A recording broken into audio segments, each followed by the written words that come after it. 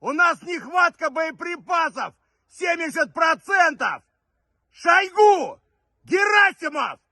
Где боеприпасы? Здравствуйте, друзья!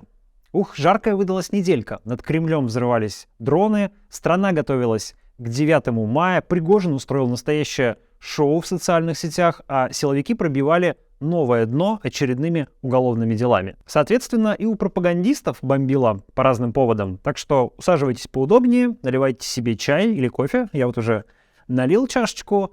И в ближайшие 15 минут посмотрим самые кринжовые, странные, дикие, поучительные, иногда трогательные околополитические видео этой недели.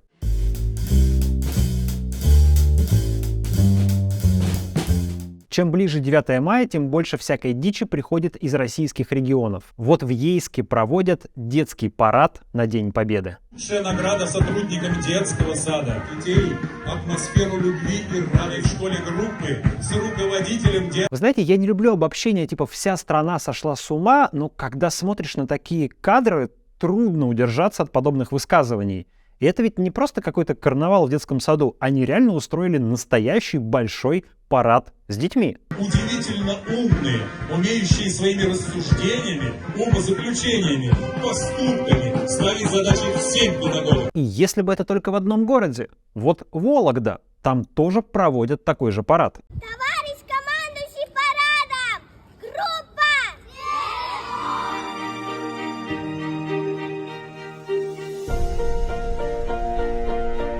Трындец. А вот военный пришел в детский сад учить ребятишек жизни. Я вам скажу, что умирать не страшно. Отличное начало, я считаю. Сразу зашел с козырей.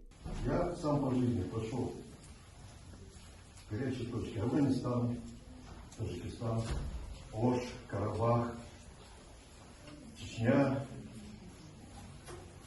Африка, Венесуэла. Он рассказывает это 5-летним детям про Венесуэлу и Нагорный Карабах. Но вот главный момент. Тот, который не слушает родителей, играет на руку кому? Врагу. Ясно? Скоро в Уголовном кодексе появится статья «Непослушание родителей». Ее приравняют к государственной измене, и сразу из детского сада можно будет уехать на пожизненное заключение. Но от взрослых военные тоже не отстают. Вот в Новосибирске матерей детей-инвалидов учат маршировать, чтобы они могли правильно стоять в почетном карауле. Раз! Раз! Раз, два, три! Я даже не задаю себе вопроса «зачем?». Логика умерла. Спрашивать о некоторых вещах уже бессмысленно. Просто страна воюет, поэтому все должны ходить строем. Даже матери детей-инвалидов. Конечно, главное событие недели — это взрывы дронов над Сенатским дворцом в Кремле. Мы сейчас не будем обсуждать, кто и зачем это сделал.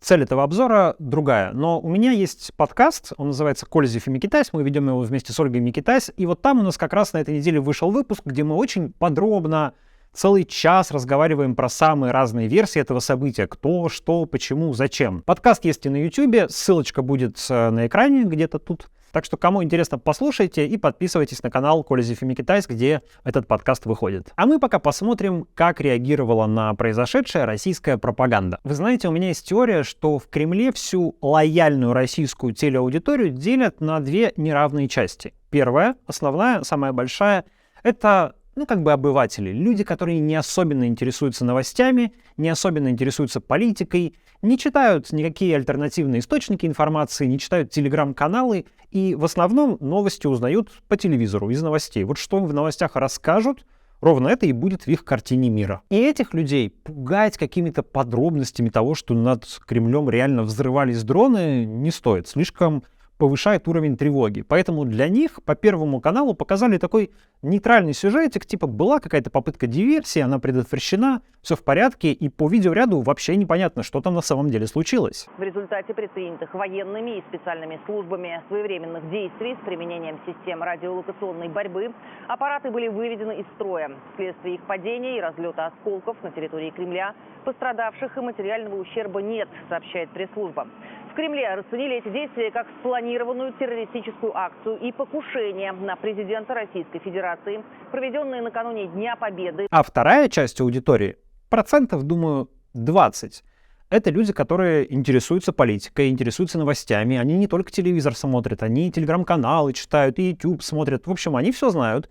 Они уже видели, конечно, эти взрывы над Кремлем, и от них что-то утаивать бесполезно. И успокаивать их бесполезно. Поэтому для них, наоборот, нужно что-то такое возбуждающее, бодрящее. И именно эти люди — основная аудитория политических ток-шоу, которые, как правило, идут поздно вечером. Естественно, в эфире Владимира Соловьева опять начали призывать убить Зеленского и использовать ядерное оружие. Уничтожать!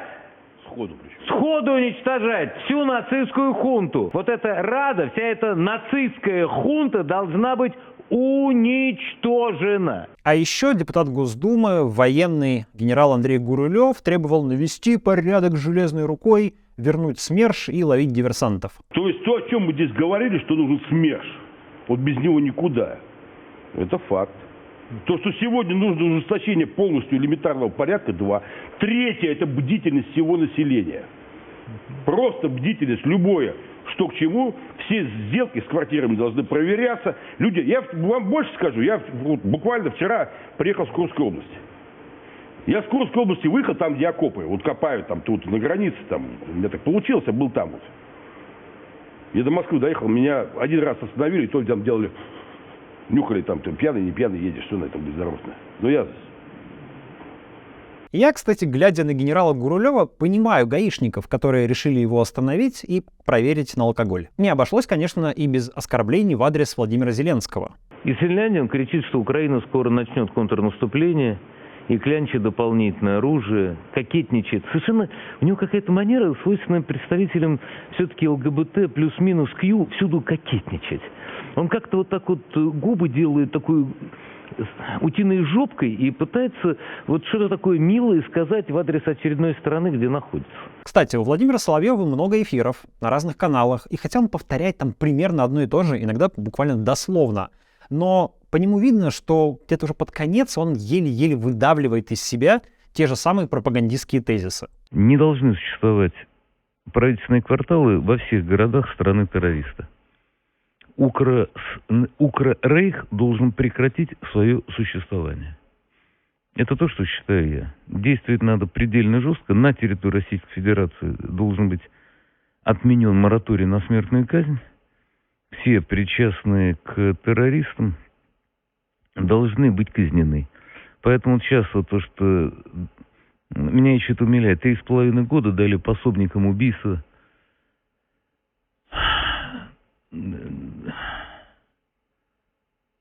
Дарьи Дугиной, это что, издевательство? Пожизненное. И мне плевать, знали они, не знали, что, чего. Пожизненное. Я бы на самом деле публично вешал. Ну, хорошо, этим пожизненное. Даже забыл, как Дарью Дугину зовут. Ну, бывает. Много работает человек. Но не одним Владимиром Соловьевым живо российское телевидение. Например, репортер Сергей Зенин на этой неделе продемонстрировал новый подход к журналистской этике. Журналистская этика, кто не знает, предписывает журналистам в зоне боевых действий воздерживаться от того, чтобы участвовать в войне на чьей-либо стороне, вообще брать в руки оружие. Они должны быть сторонними наблюдателями. Но у российского телевидения свой подход. Но тут, я уверен, особый случай. На самом деле это раньше было нельзя, а сейчас уже можно, потому что воюем-то за родину. И воюем на самом деле с фашистами. Поэтому вот им от меня привет. Это моя.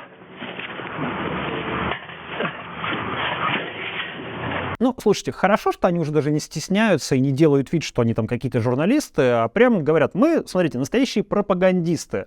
Мы четко выбрали сторону и работаем на этой стороне. Хотя потом, если этого Зенина убьют, ранят или захватят в плен, наверняка поднимется страшный крик, что вот российских журналистов в Украине там что-то с ними случилось.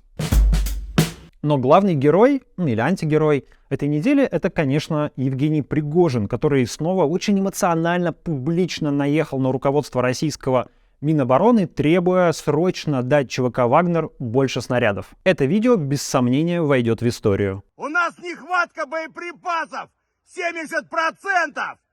Шойгу! Герасимов! Где боеприпасы? По крайней мере, на мемы оно уже разошлось. Шойгу! Герасимов! Где боеприпасы? Но, как говорится, мем смешной, А ситуация страшная, потому что это видео Пригожин записывает на фоне кучи тел убитых вагнеровцев. Они пришли сюда добровольцами и умирают за то, чтобы вы жировали в своих кабинетах с красным деревом.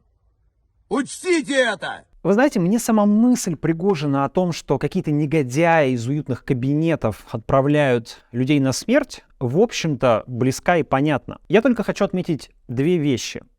Во-первых, эти добровольцы ведь не сами на фронт приходят. Их отправкой туда занимается именно Пригожин. И если ему так хочется, чтобы они перестали погибать, нужно просто перестать их туда отправлять. Во-вторых, а кто, собственно, главный обитатель кабинета с деревянными панелями, из-за которого люди погибают в Украине с обеих сторон?